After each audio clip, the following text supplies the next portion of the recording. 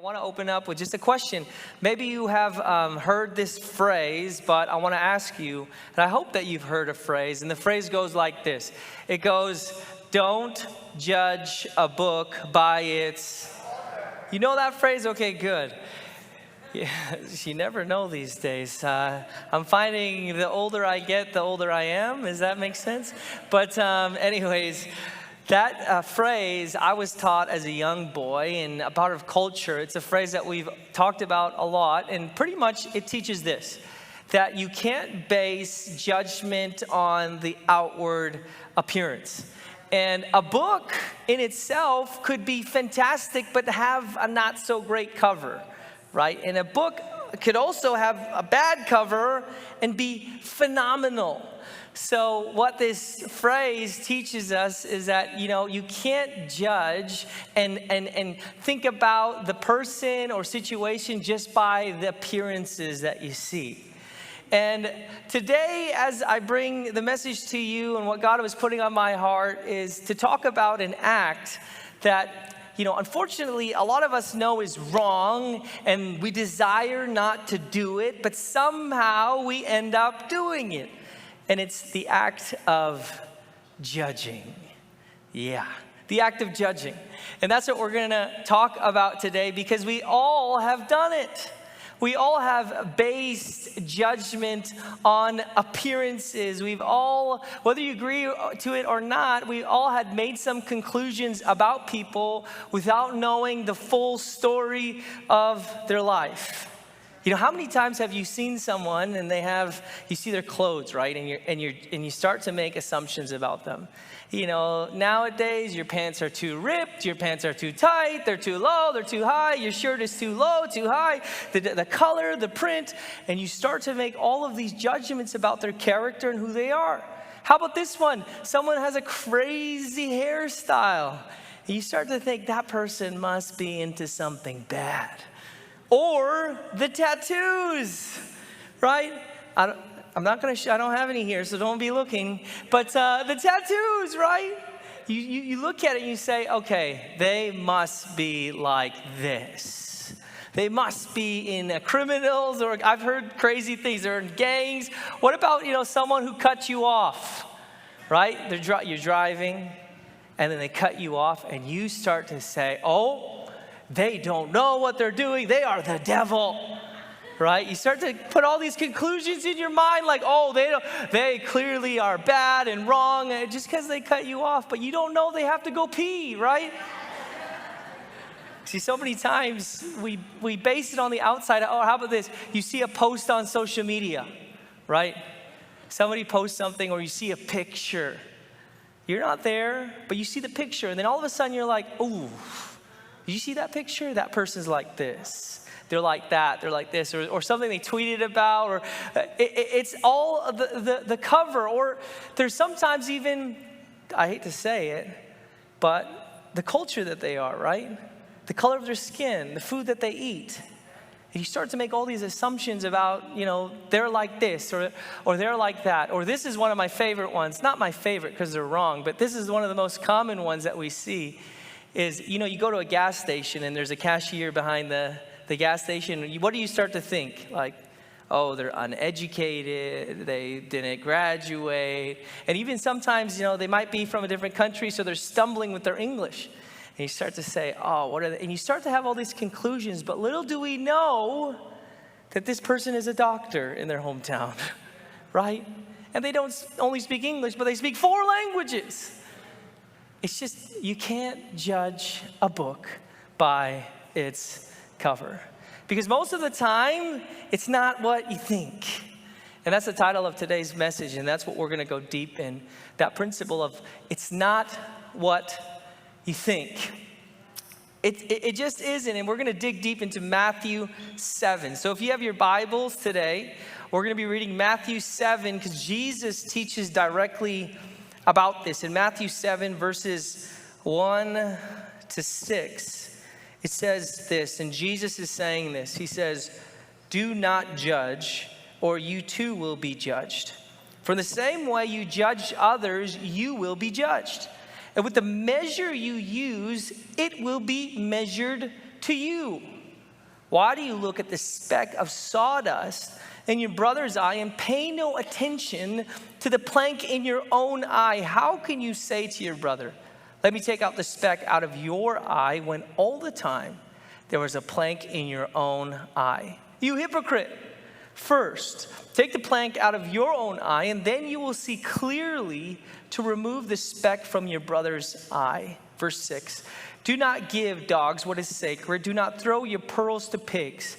If you do, they may trample them under their feet and turn and tear you to pieces. Let's pray.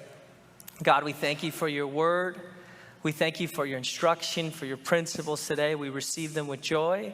We ask, Holy Spirit, that you open our ears to hear what you're saying. I ask, Holy Spirit, that you speak directly into everyone's situation and season. May our hearts be found good ground for your word today. And I pray for myself, I decrease, you increase. Let every word be spoken be from you. In Jesus' name, amen.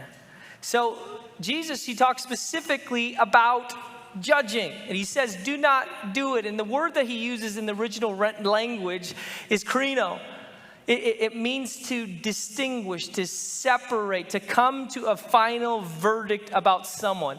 And this could be a conclusion that is good, or it could be a conclusion that is bad.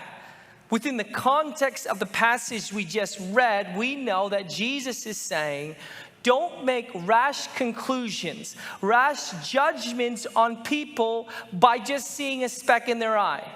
This is what he's saying to the people. He's saying, don't judge them based on what you see. Don't come to the conclusion. And before we get into judgment, we're going to talk a lot about judgment today. I want to make this distinction to you before we progress, that judgment and the act of judging is different than the process of correction. You see, judgment and correction are different. And I want to talk about that today because Jesus says don't judge, but he also says as a body, we're to correct one another. We're to edify one another. And you could be here today hearing that we're talking about judging, and you're saying in your mind, yes, Pastor Paul's going to talk about judging. There are so many people in my life who have been judging me. Asking me about my life, asking me about my marriage, asking me about all these things. And it's nice that they're going to hear about judging this morning. You could be here thinking that, right? Say there's so many judgy people in the church. And that's before we go further into this, I want to make that distinction. That the people who are in your life, who are asking about your life, spiritual parents, spiritual leaders, they're not judging you. See, they're not coming to conclusions about you, but they're building you up. They're trying to mature your faith. They're trying to walk with you. And that's why we have to make that distinction. You see, judging and judgment, it's about coming to that conclusion, and Jesus says don't do it. But correction, edification, it's biblical. In 2 Corinthians, we remember what Paul says to Timothy, and he says what? He says correct, encourage, rebuke with great patience and careful instruction. We know in Galatians 6 that Paul says, if you find your brother or sister in sin, restore them gently. See, that's what we're called to do as the body. We're called to help one another. You see, judgment is not that. Judgment requires no accountability, no responsibility, no relationship. But correction, edification can only exist in relationship. It has responsibility. It wants to see the person through. You see, judgment is a final conclusion. Correction is about building people to the conclusion God has made about them. See, it's different today. And I want to make sure that's clear so that you who have spiritual parents or spiritual leaders who are speaking in your life, you know that the heart is not to judge, but the heart is to build you up. On the same note, spiritual leaders or spiritual people or the church, we also have to be careful that judgment doesn't creep into our correction. That condemnation doesn't creep into our correction. Because we also have to watch that as well. You see, we don't make the final judgment, God does. But we can correct and encourage and align them back to the way of God. See, Jesus is not talking about that. He's talking about judgment. And it was a message that in that time that he was bringing to the people of that day, it's a message that they needed to hear. Because we know in that time that there was so much division between people groups. Majority of the people listening to him were the Jewish people, the people of God, who would start to think of themselves as different than the Gentiles. We know that there were the Greeks, the Romans, the rich, the poor. There's so many divisions that are in that culture. And Jesus comes in and he says, hey, don't judge one another. And it's a message that translates well into our context, into our culture. Why? Because there are a lot of divisions in our culture. There are a lot of differences and a lot of things that could make us come to the conclusion about people when they are simply wrong. And today he addresses it. We know Jesus addresses it on the Sermon on the Mount because it's an important topic. You know, all the topics that he includes in this sermon, they're so important for us to understand the words of Jesus. You see, he knows that it's something that we struggle with. He knows that it's something that we have to battle. And also that we know that judgment, it separates us from people. It causes division from people. You see, how many times did we disqualify ourselves from a relationship because we judged someone? You know, how many times that we may have disqualified ourselves or disqualified others from being in relationship with us because we don't like how they dress or don't like what they do, or we've made these conclusions about them. You see, judgment separates us from them. Judgment, it hinders us from loving our neighbor. How do I love my neighbor and condemn them at the same time? It doesn't work. And Jesus is talking about it clearly, that we cannot judge. And all of us are guilty of it. We're all guilty of it. I love the scholar, James Barclay. He said this in his commentary, this quote. He says, there is hardly anyone who has not been guilty of some grave misjudgment. There's hardly anyone who has not suffered from someone else's misjudgment. And yet, the strange fact is that there is hardly any commandment of Jesus which is more consistently broken and neglected.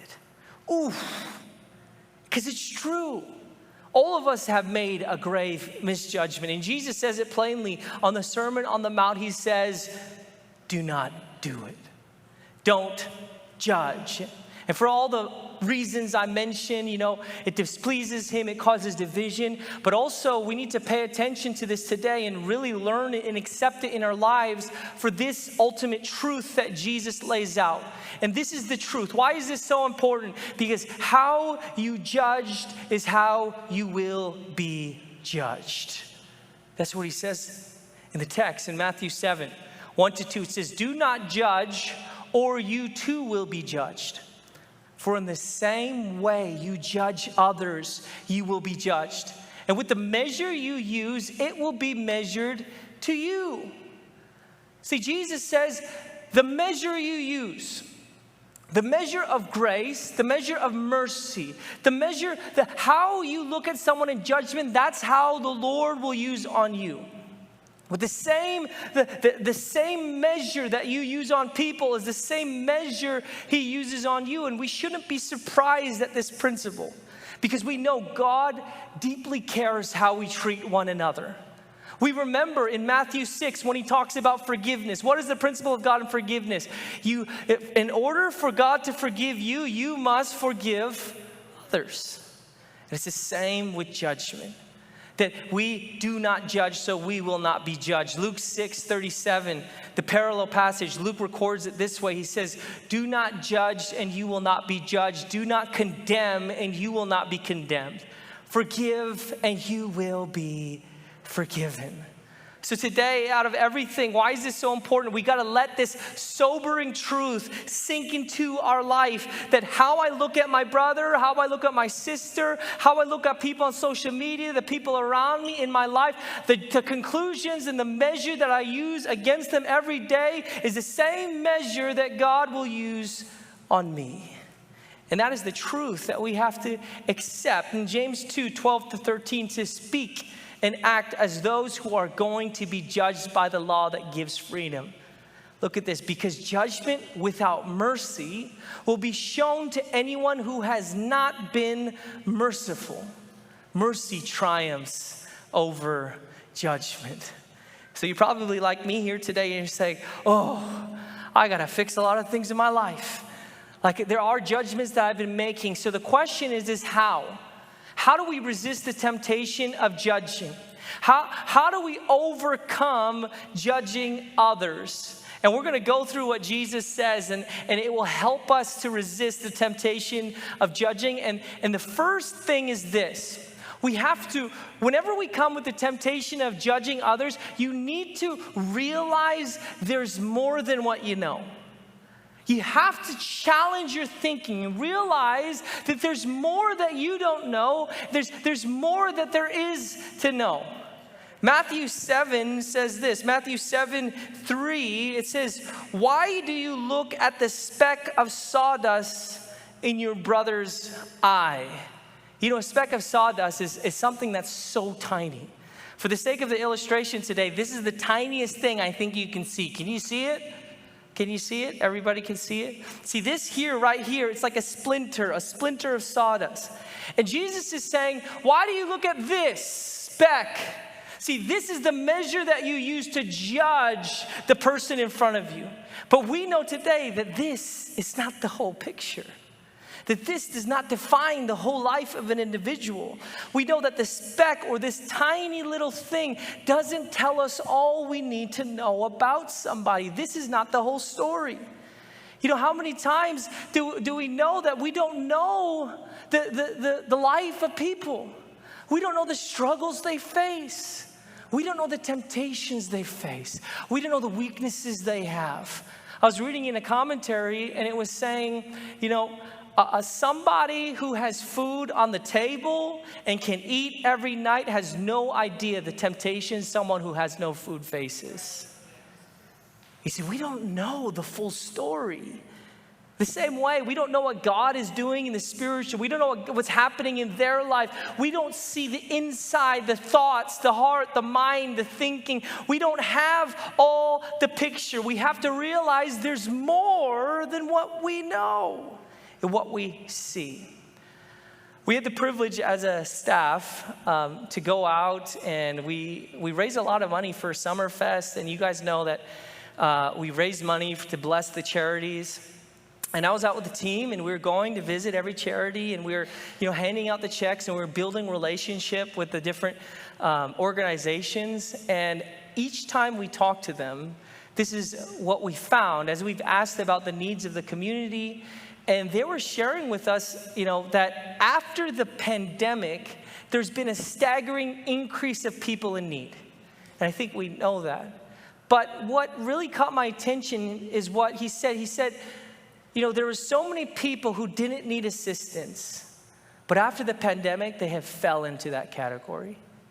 There's so many people who didn't think they would need help, but now, because times are so hard, they've fallen into that and they need assistance. They need the food bank. And the percentage of need has gone up dramatically. And they were saying, it's so great that you're partnering with us because we need more resources because there's just so many more people. Why do I bring this up? Because I want to share with you today that you don't know what people are going through. We don't know the challenges that they're facing. Life is getting harder. You see the person beside you, the neighbor beside you, you have no idea what they're going through. The struggles that they face, the challenges that they have. We have to challenge ourselves whenever we have the temptation to judge, to say, there's more than what we know. We have to challenge ourselves from being critical. Challenge ourselves from being, critiquing and saying, well, they should do it this way, they should do it that way. Because what I have learned in my experience is that it's easy to judge on the outside. It's harder when you're in the game. Right? And even in sports, we know this. Anybody here a sports fan? Sports fan? Okay, we just read the Bible. Okay, great.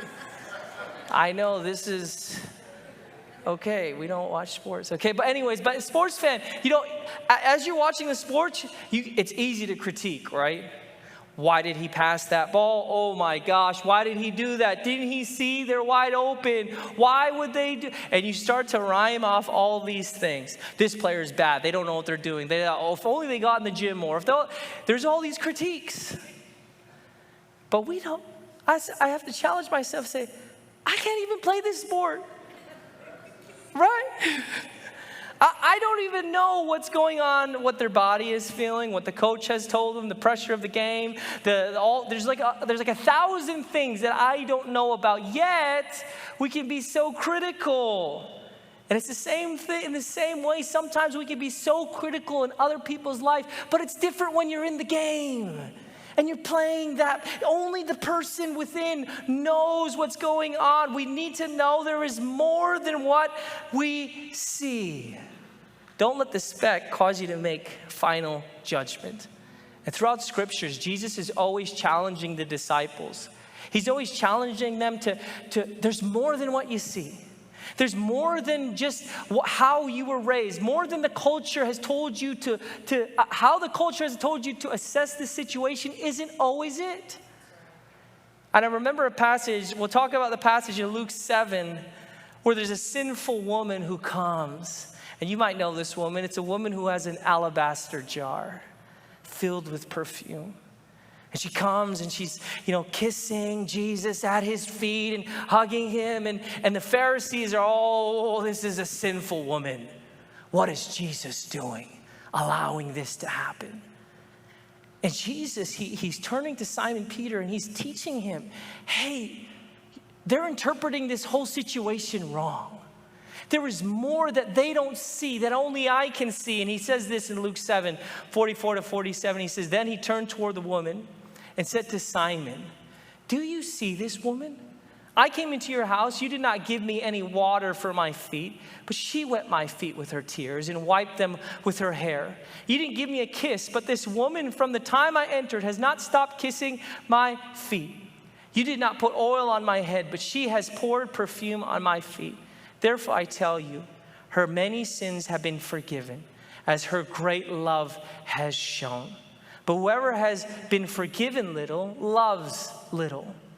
See, he was challenging the disciples. They saw the sin, Jesus saw the love. And there's more than what we see, more than what culture has taught us to see. There's the inner things of people. And there's another passage that I love in Luke 10 where Jesus is talking about the parable of the Good Samaritan. We know this parable when he's teaching about loving your neighbor. And the way that this parable goes is that he's teaching an expert in the law. So a Jewish man, he's teaching an expert of the law how to love your neighbor, what being a good neighbor looks like. And in this story, this is how the story goes, okay? So there's a man who's riding a donkey and then they get attacked. The man now is hurt. He's robbed. And Jesus starts to teach and he says there's 3 people that come along the way. There's a priest, a Levite, and a Good Samaritan. And we have to know at that time, the Jews didn't like the Samaritans. They didn't associate with the Samaritans.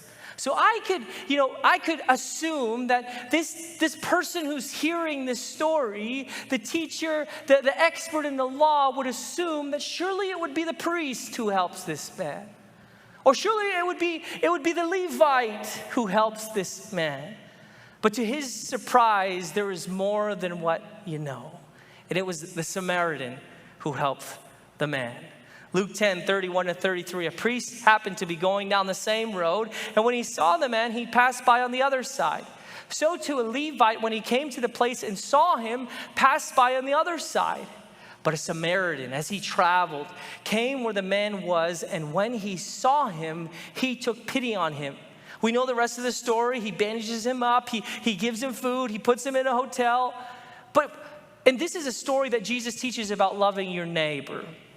But we can't help to also see the other underlying teaching and how he's teaching the expert in the law that there is more than what you seem to get over your cultural bias.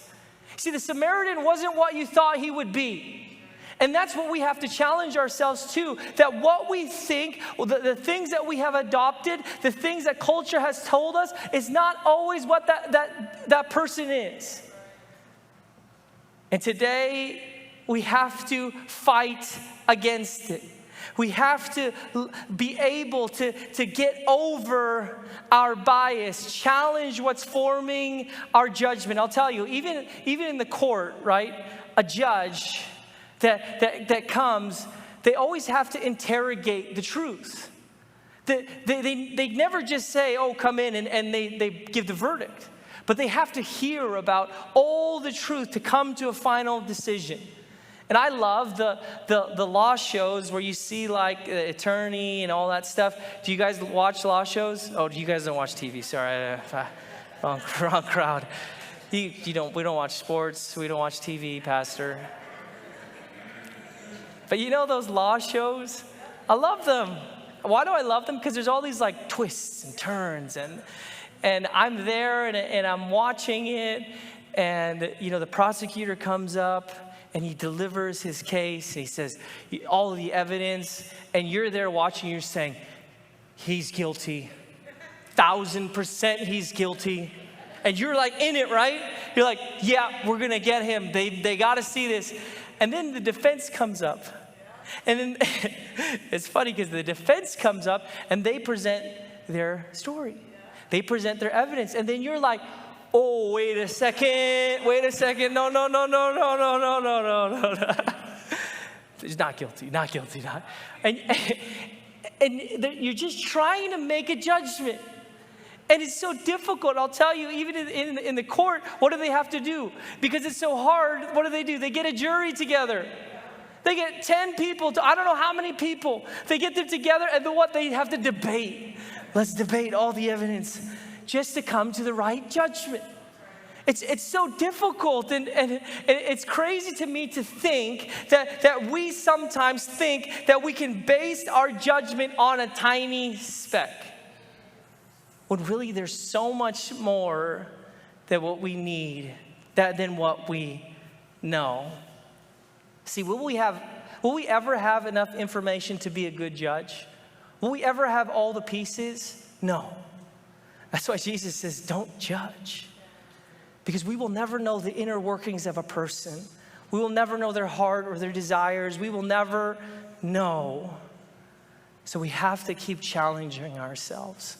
Whenever you face that temptation to come to a conclusion about, realize, I don't know everything.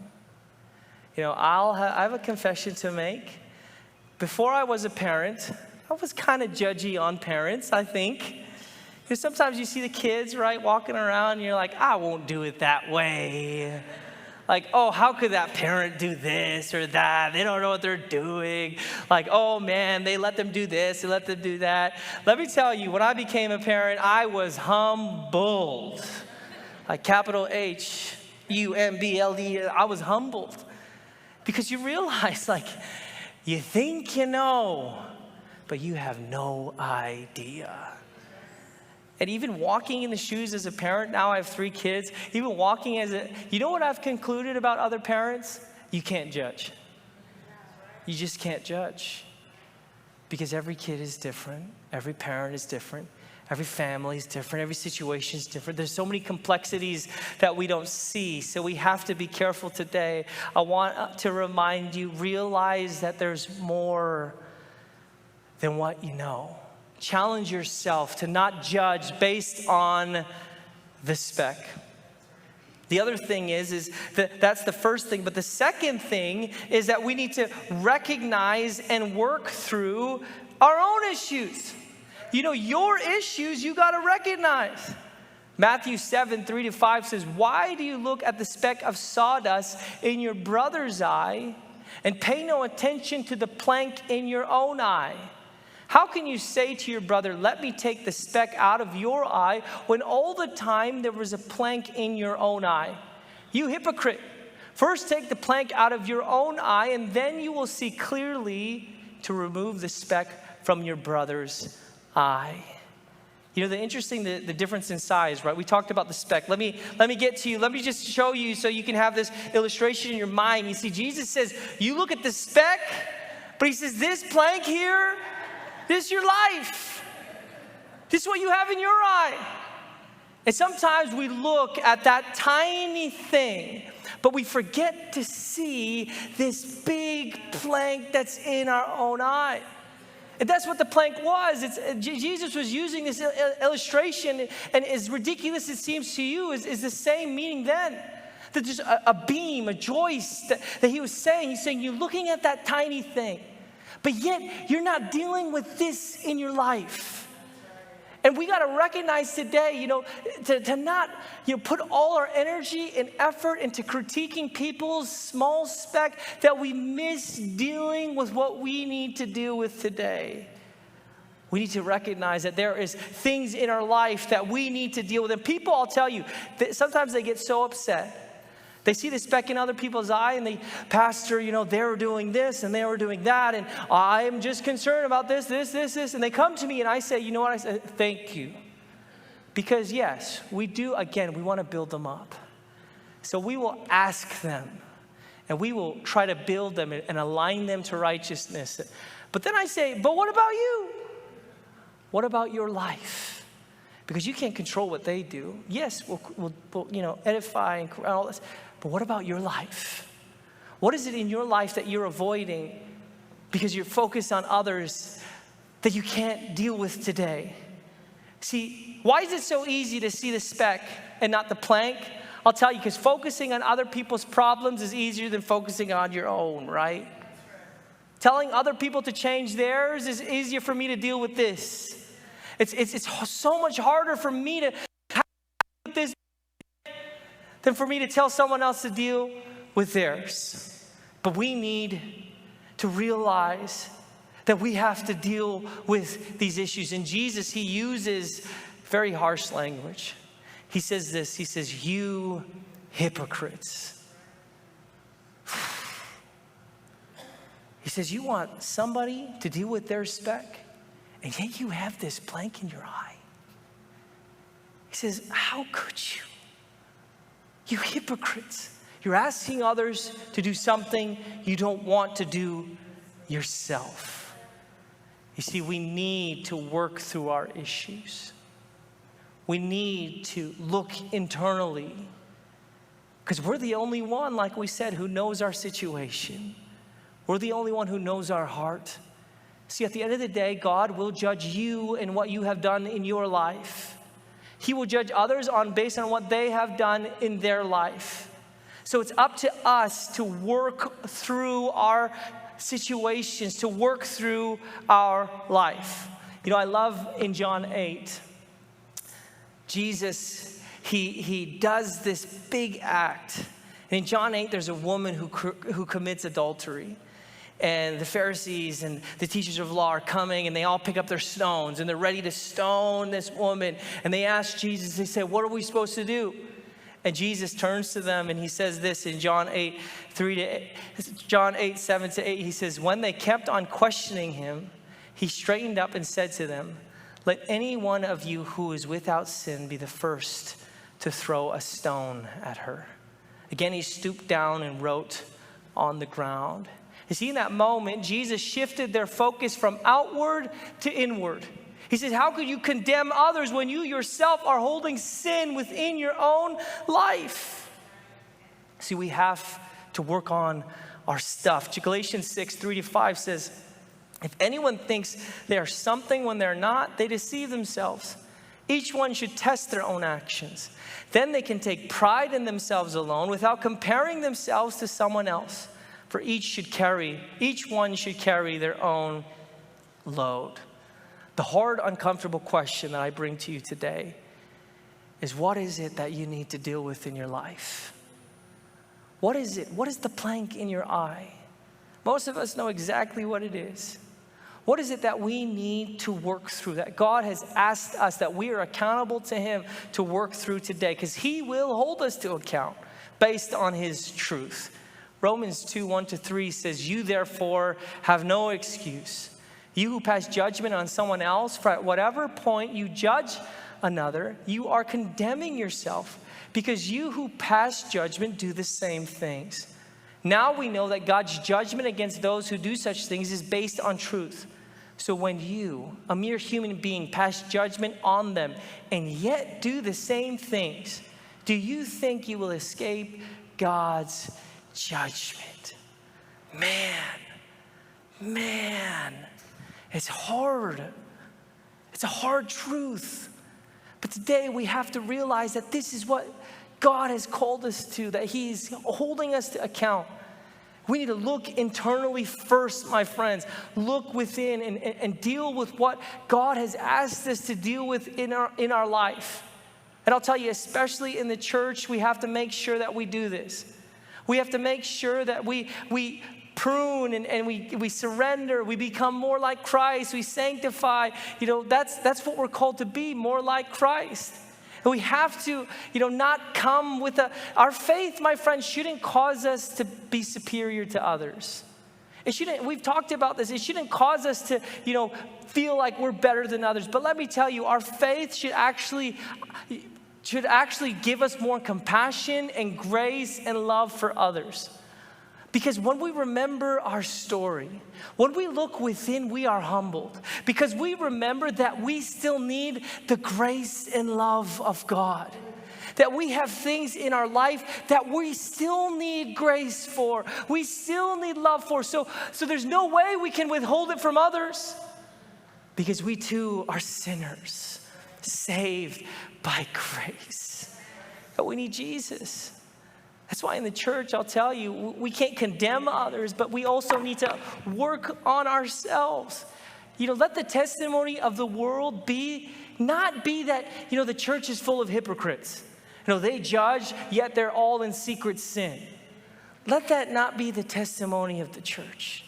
Let the world testify that the church is full of people who follow Jesus, who work on their issues, who do the hard things, that they recognize and they work through it, and they want to mature in their faith, and that they bring others along, not condemning them, but building them up. Let that be the testimony of the world, that we ourselves hold ourselves to account. That we would be like Christ, that would be mature sons and daughters. Let that be the testimony. I want you to turn to your neighbor, say, I'm going to work it out. Write that in the chat. I'm going to work it out. I'm going to work it out. I'll tell you, we all have something. The last point is this. Whenever you're facing the temptation to judge, how do we overcome it? Leave judgment to Christ. Leave all judgment to Christ. Know that He is the only one who is impartial. He is the only one who knows the inner thoughts of people. He is the only one who knows the full story. Let Him be the one to make the final judgment. Remember the story in 1 Samuel when David gets anointed by Samuel, and they're looking for who it is, and Jesse brings out his son, and what happens? They bring the one that they think it's going to be, but God says it's not that person. And He says, I don't look at the appearances. I look at the heart. And that's what it says in 1 Samuel 16-7. But the Lord said to Samuel, do not consider his appearance or his height, for I have rejected him. The Lord does not look at the things people look at. People look at the outward appearance, but the Lord looks at the heart. He looks at the heart. And today that might encourage you, or that might give the holy fear of God in you, right? Because it might encourage you, because people might have been judging you and saying this and this about you. You're like this, or they can't get over the change that you have in your life. But you know your heart. You know your relationship with God. You know that you're living rightly before Him. And people are saying all these things. But you take joy today because the Lord sees your heart. See, that could comfort you, or it could strike the holy fear in you. Because on the other side, you could also be living and walking, doing all the right things. But the Lord sees the heart. See, that's why we have to live not to the standards of people, not live up to the appearances and uphold appearances, but we have to live unto God, because He's going to hold us to account. He will judge us all And it will be he's a good judge, a fair judge. 1 Corinthians 4:5, therefore judge nothing before the appointed time. Wait until the Lord comes. He will bring to light what is hidden in darkness and will expose the motives of the heart. At that time, each will receive their praise from God. You see, Christ will do it. John 5:22, moreover, the Father judges no one, but has entrusted all judgment to the Son. You know, when I think about Jesus, the good judge, the righteous judge, it encourages me, because let me tell you, I would have it no other way, because Jesus walked as a man. Jesus was fully God, but also fully human. He experienced temptation. He knows about our weaknesses. He knows about our suffering. And yet he still didn't sin. You see, he's the perfect judge. In Hebrews, it says he empathizes with our weakness because he has felt it for himself. And that's what it says in Hebrews 4:15-16. It says, for we do not have a high priest who is unable to empathize with our weakness, but we have one who has been tempted in every way, just as we are, yet he did not sin. Let us then approach God's throne of grace with confidence, so that we may receive mercy and find grace to help us in our time of need. My friend, leave the judgment to Christ. He is more than able. He is a good judge, and that shouldn't make you fearful. That should give you hope. Christ is a good judge. He loves and gives grace and mercy to all. And finally, as we move to the last part of our text today, Matthew 6:6, I want to talk about this verse because sometimes it's hard to understand. See, we read this in the context of judging, and then he says, when you pray, Matthew 6:6, it says, do not give dogs what is sacred. Matthew 7:6, do not give dogs what is sacred. Do not throw your pearls to pigs. If you do, they may trample them under their feet and turn and tear you to pieces. So that's Matthew 7:6. And you could be here saying, like, what does that mean? Do not give dogs what is sacred. Do not throw your pearls to pigs. What is God saying in the context of judging? And today, as I've been studying, and a lot of commentaries and scholars agree that what God is talking about is the kingdom truths. You see, the treasures and the pearls, what's sacred is the things of God. And the pigs and the dogs are the people that reject the things of God, who trample on the things of the kingdom. And what God is saying, what Jesus is saying, there will be people in your life who we preach to everybody. We hope that everybody would come to Christ, but not everyone will accept him. There will be people who reject you. There will be people who condemn you. We talked about this with the enemies. There will be people who persecute you. He's saying, don't entrust to them the sacred things. You see, if you're teaching and preaching the gospel and you're finding that people are belittling your God, using God's name in vain, trampling on your faith, you got to move on and leave the judgment to Christ. See, he's the one who's going to deal with these people, but don't allow them to trample on your faith. Don't entrust to them the sacred things of God. And that's what he's talking about today, because in our ministry, we have to know that this is true. That you will face people like this. So in those moments, leave the judgment to Christ and move on. Continue in your walk, continue in your ministry. We know that when Jesus sends out the 12 in Matthew 10:14-15, he says, if anyone will not welcome you or listen to your words, leave that home or town and shake the dust off your feet. Truly, I tell you, it will be more bearable for Sodom and Gomorrah on the day of judgment than for that town. Let God be the one to deal with the people. We talked about this, he's the good judge. Leave all judgment to Christ.